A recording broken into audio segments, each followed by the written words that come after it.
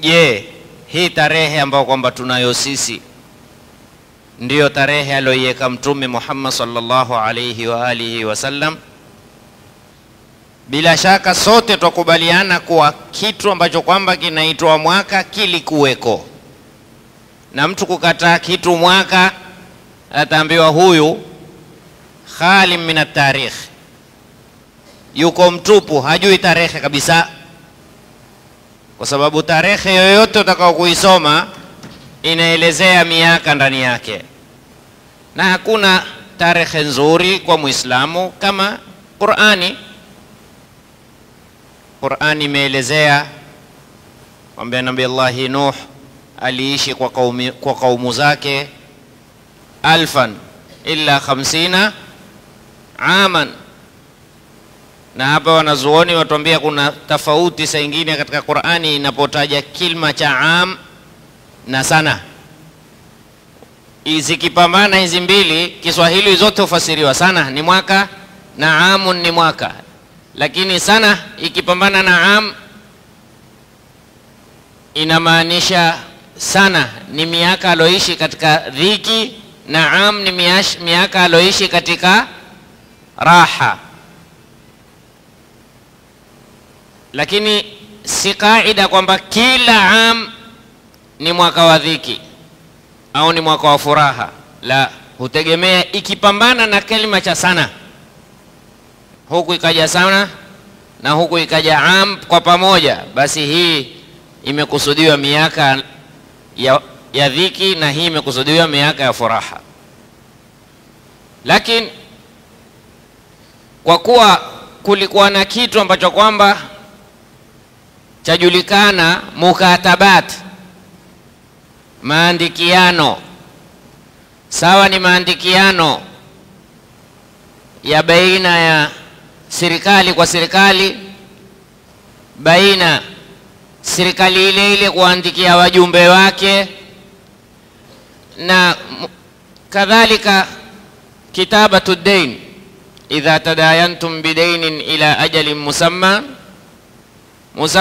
faktubuhu, tuandike. Sasa tutaandika lini? Nimemkopesha lini? Mwaka gani? Anilipe lini? Mwaka gani? Ikaja ni lazima tuwe na tarehe. Sasa tarehe ianze lini? Tutajuaje kama hapa ndipo mwanzo wa mwaka na hapa ni mwisho wa mwaka?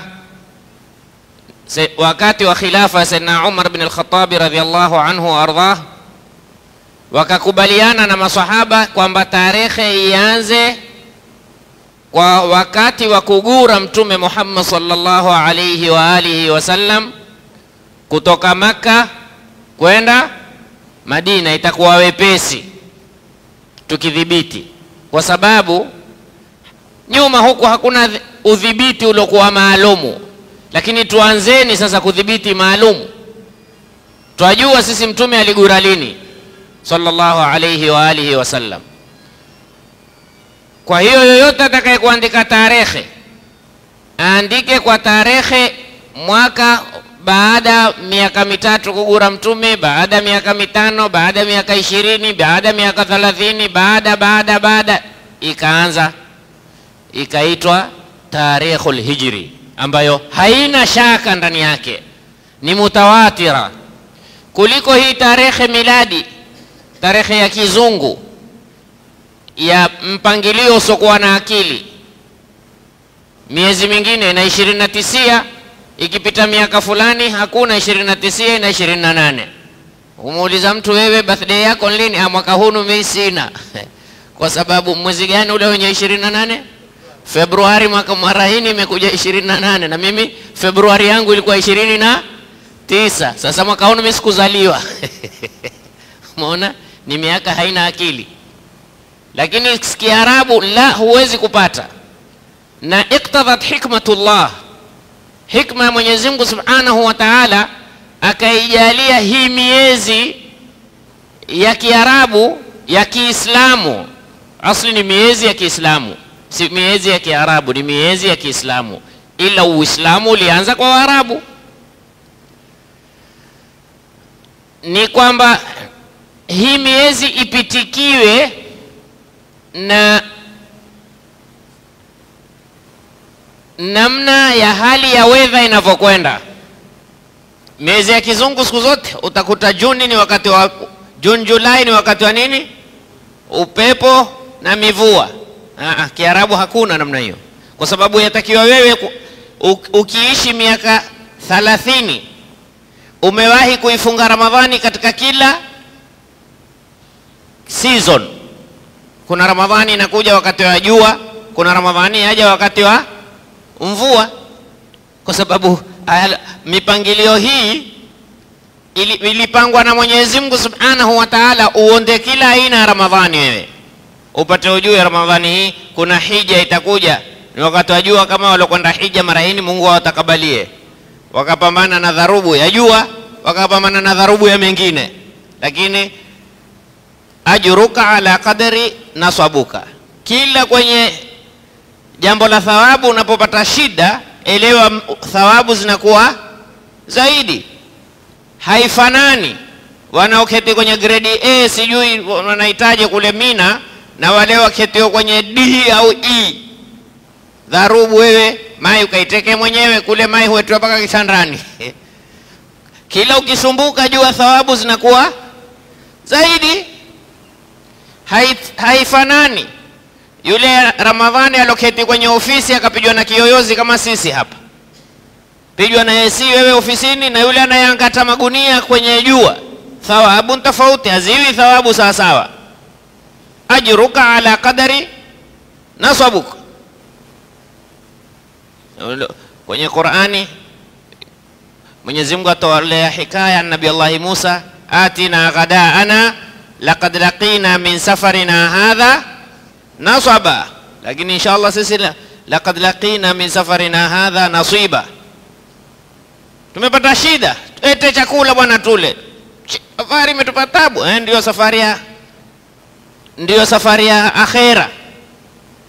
Jambo la Mwenyezi Mungu lolote lina tabu. Mtume sallallahu alaihi wasallam asema moto ni mporomoko, yani ni barabara ya mteremko, ushuka tu. Pepo ni barabara ya kupanda. Na ndio kaona Mwenyezi Mungu katika Qur'ani asemaje? Falaqtahama al-aqaba. Kwa nini upande milima?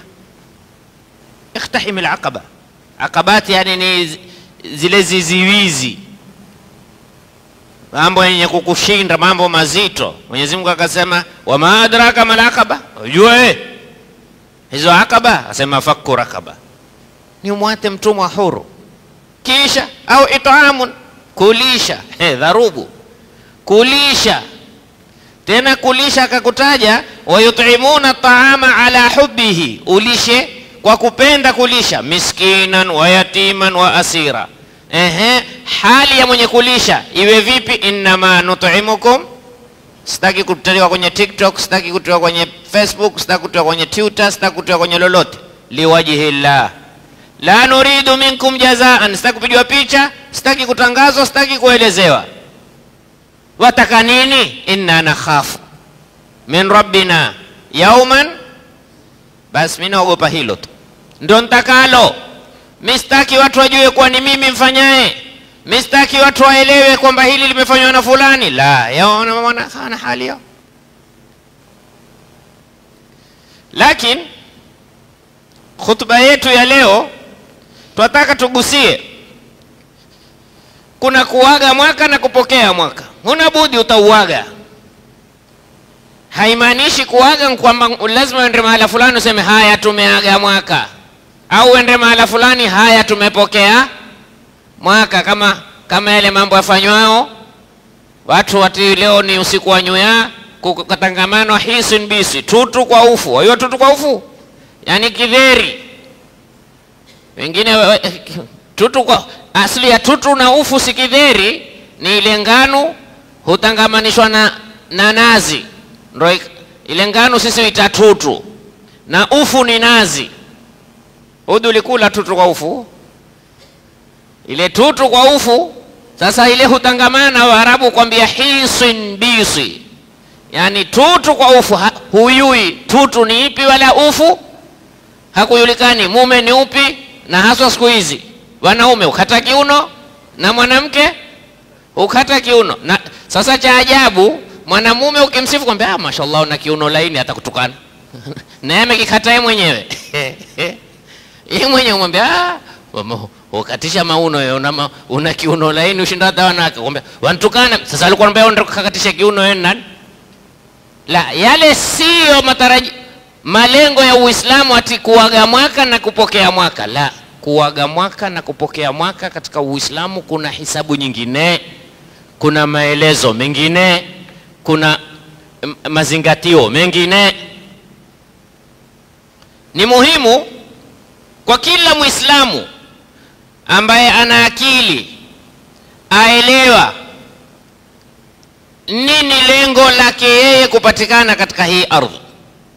Unajua siku zote utapata shida ukienda mahala ikiwa wewe hujui lilokupeleka ile sehemu ni jambo gani. Waarabu wanamsemo wasema idha lam tadri aina tadhhab fakullu turuq yuaddi ila hadafak. Ikiwa hujui uenda wapi, njia zote za kufaa wewe. Hujui uenda wapi, muulize mtu bwana nenda mchukua njia gani, muuliza kwani wewe uenda wapi? Hata sijui nenda wapi. Shika njia yoyote. Shati mwanzo ujue mimi nenda wapi, ndo tutaweza kukuelekeza shika njia gani. Wewe niambia mimi nataka kwenda mahali fulani, nitakwambia shika njia hii. Sasa wewe hujui. Sasa kuna watu mpaka sasa hawajui kwa nini yeye uko ulimwenguni. Ma illatu wujudihi fi dunya, sababu, lengo, dhamira ya wewe kupatikana katika hapa duniani nini? Illa ni moja tu.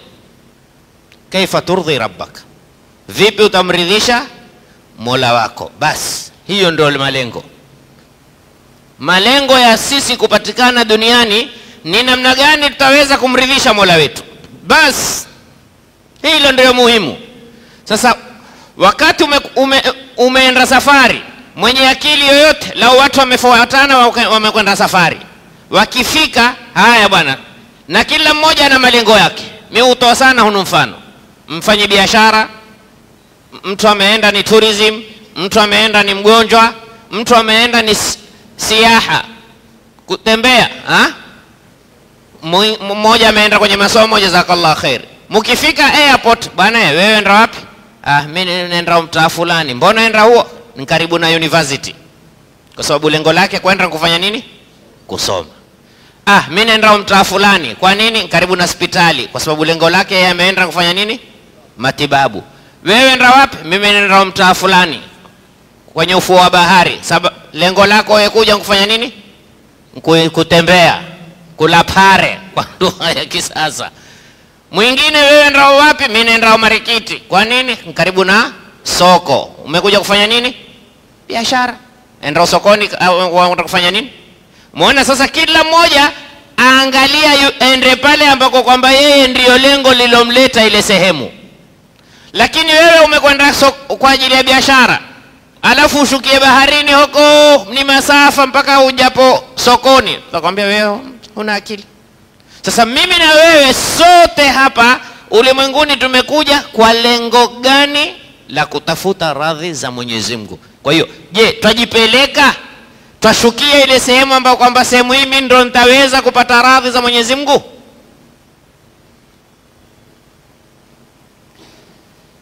Jamanini, kuaga mwaka na kupokea mwaka si jambo rahisi, si jambo latakiwa kudharauliwa. Lazim tuwe na malengo. Kuna mwaka wa biashara, si ndio? Watu wafanya hesabu, nimepata, nimepoteza.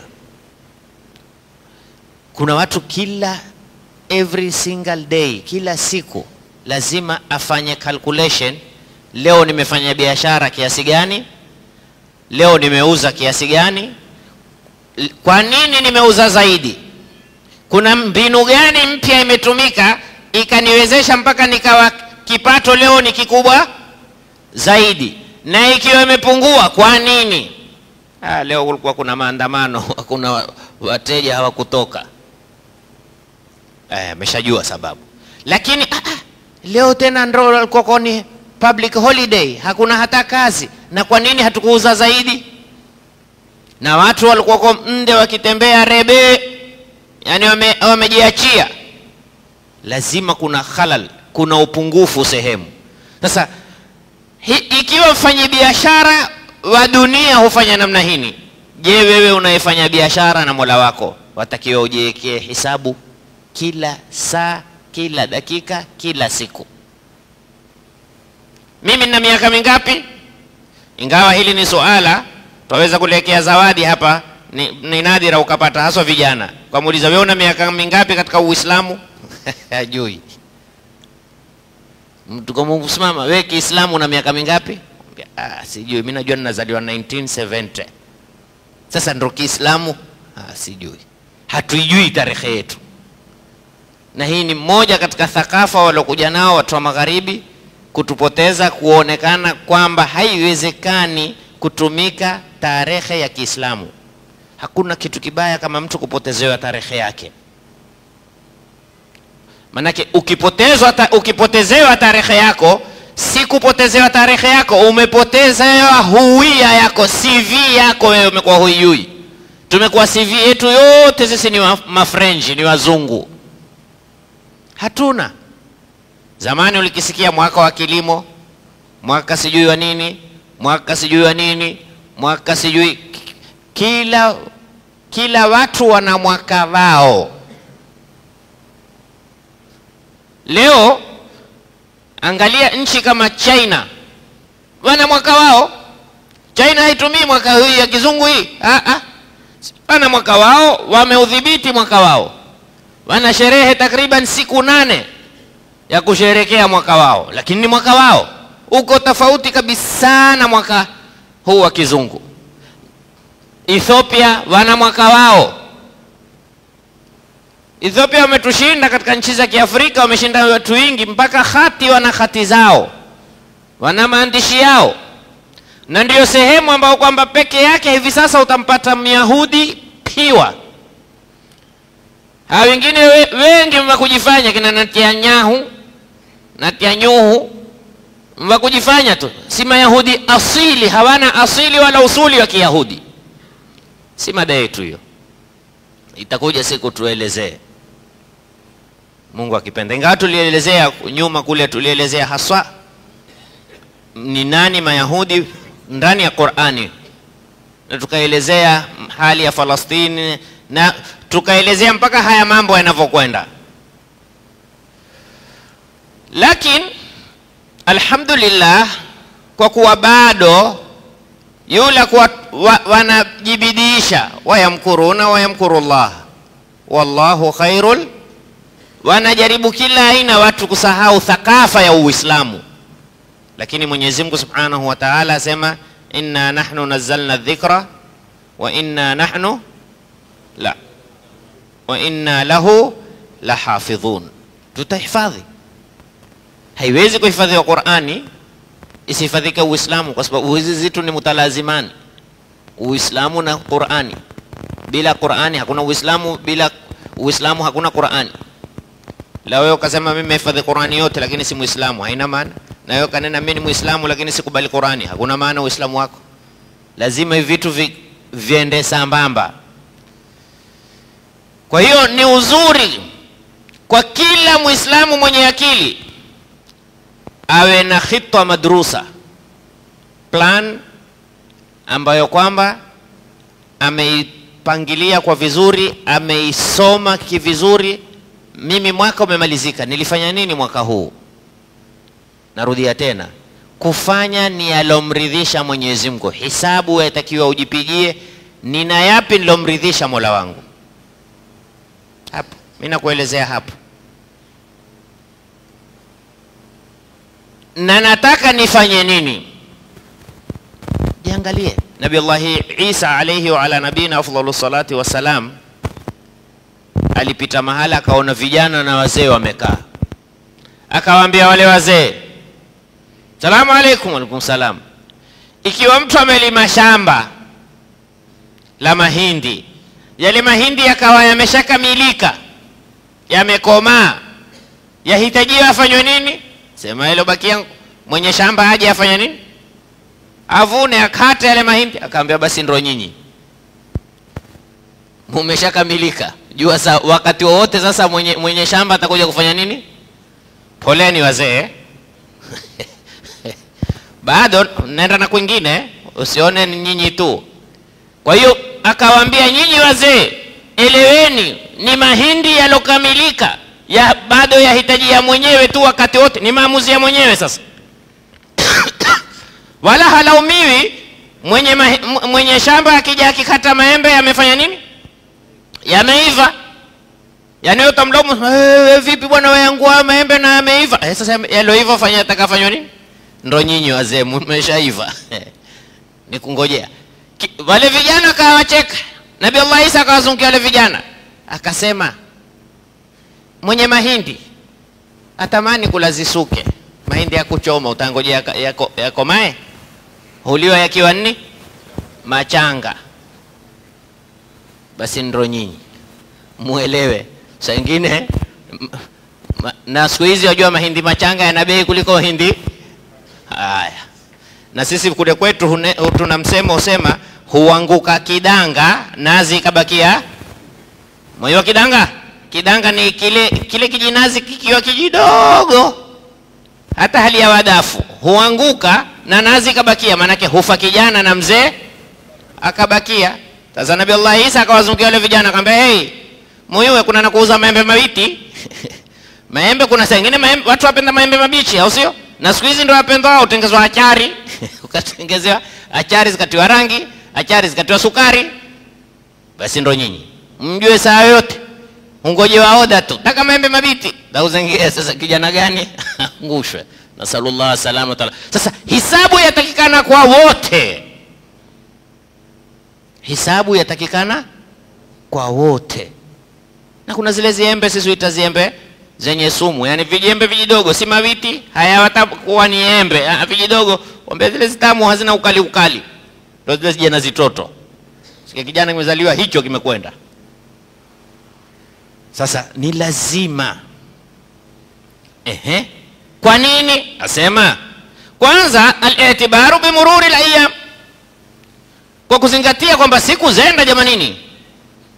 Mwenyezi Mungu asemaje katika Qur'ani, inna fi ikhtilafi al-layli wan nahari la ayatin liuli al-albab. Kule kuona jua la toka na jua la zama, yataka mara ni usiku, yataka usome wewe kwamba namna jua linavyokwenda ndo mimi nenda. Lakini sasa jua likizama la toka, mimi nikizama sitotoka. Kadhalika ujue kinachozama katika maisha yako, kuna kingine kitafanya nini? Kitachomoza. Sijui mmenifahamu hapa? Kuna mtu alikuwa wampenda, mara amepotea jua. Kuna jana alikuwa nini? Alhamisi, ikaondoka, imekuja nini? Na wewe akiondoka mtu, jua kuna mwingine atareplace. Chochote hakiwezi antaghiba fi qalbika shay'un illa wa lazim an tatla'a shay'an akhar kama gharabat lazim an tatla'. Hakizami ila huwa kimetoka. Lile jua litazama bila kutoka? Kuna jua uzama bila kuchomoza? Lilichomoza likazama. Na anayechomoza katika moyo wako, jua kuna siku ima atazama kwa kurudi au atazama ndio moja kwa moja. Moja ya mawili, haiwezekani. Mahma tala al-layl la budda min tulu'il fajri. Usiku hata ukawa mrefu vipi, lakini alfajiri lazima. Ushaona wewe usiku usokuwa na alfajiri, hata ukawa mrefu vipi lazima. Wa mahma tala al-umr lazima min dukhulil kabri. Hata umri ukawa mrefu vipi, lazima siku moja utaingia kaburini. Sasa ni lazima tuipigie hisabu kwamba qitarul umri yamdhi, treni ya miaka ndo yenda na hairudi sasa, na haina breki. Wa ayyamul hayati tamur, siku za maisha zapita jamanini. Sasa faman minna, ni nani katika sisi yataamalu fi dhalika jayida, azingatia kwa uzuri. Siku zenda mi bado tusijata haya, mi bado tunishishiene na utesi, mi bado na la riba, mi bado na la rushwa, mi bado na la haramu, mi bado na sengenya, mi bado na gombana, mi bado na tukana, mi bado na dharau, mi bado. Mbona kwa utabadilika lini? Tutabadilika lini? Lini mimi nitabadilika? Na Mwenyezi Mungu Subhanahu wa Ta'ala alisema katika masala ya kubadilika, inna Allaha la yughayyiru ma biqaumin, Mungu hakubadilishi hata yughayyiru ma anza Mungu akuwafikie. Mashaallah tabadilika. Hubadiliki. Jibadilishe ndio utafanya nini? Utabadilika. Jibadilishe na Mungu atakuwafikia kubadilika. Lakini wewe sema haya itafika time nitabadilika. Sikiliza, hakuna mauti yanamngojea mtu abadilike ndio yamchukue. Mauti hakungojea wewe na istiqama ndio yakuchukua. Sasa ni wewe uwe na istiqama uyangoje mauti.